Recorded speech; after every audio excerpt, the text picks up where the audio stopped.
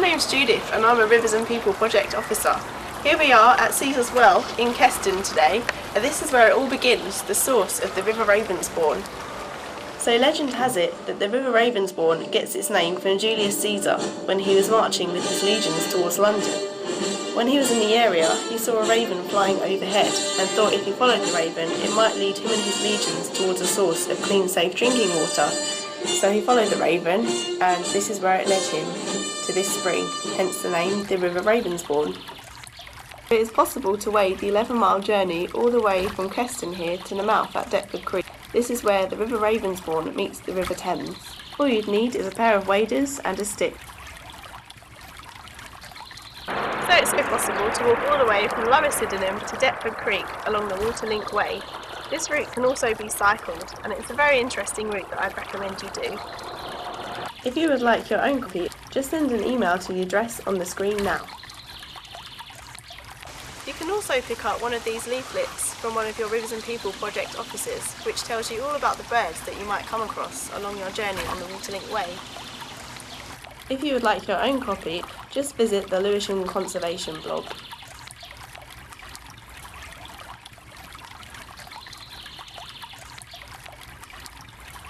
This is Beckenham Place Park, where the River Ravensbourne enters Lewisham. This is a great area to do some river dipping, with its nice wide shallow channel.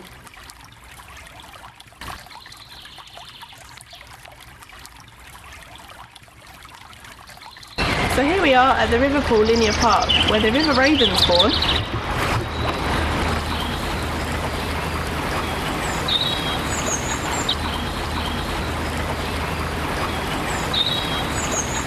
meets the River Pool.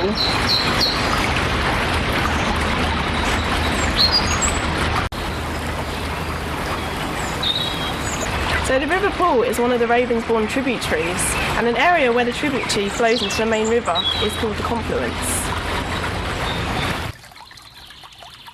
We are further downstream at Ladywell Fields.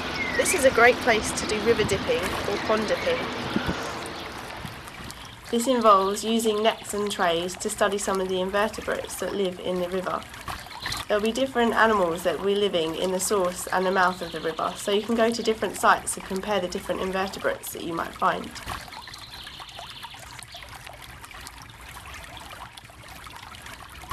This is Deptford Creek, where the River Ravensbourne meets the Thames.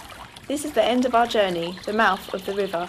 A river mouth is the place where a river enters a lake, larger river or ocean, and is a place of much activity. As a river flows, it picks up sediment from the riverbed and erodes its banks. The river mouth is where much of this gravel, sand, silt and clay, called alluvium, is deposited. This part of the River Ravensbourne is tidal, which means the water level rises and falls with the tides of the Thames. The river can rise up to 7 metres, so you can only wade through here at low tide.